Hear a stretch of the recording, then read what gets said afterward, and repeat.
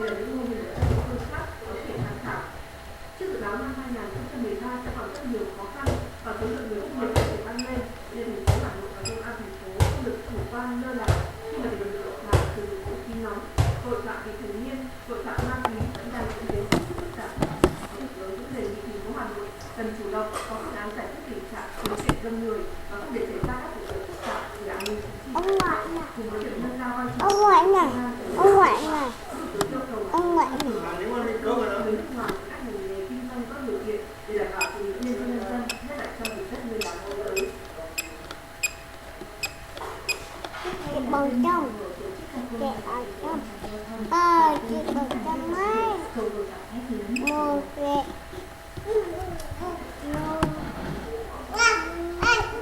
Sáng nay, Ủy ban An toàn giao thông quốc gia phối hợp với Ủy ban nhân dân thành phố Hà Nội đã tổ chức các quân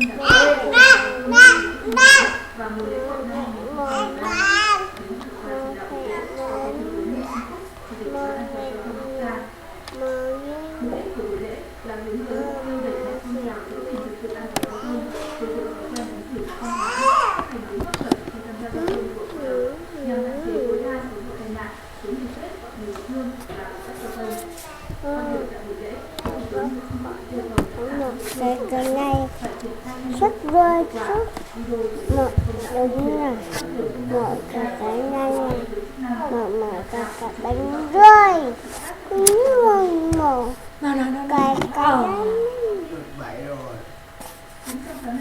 cái mương mương nhớ bảy mất không?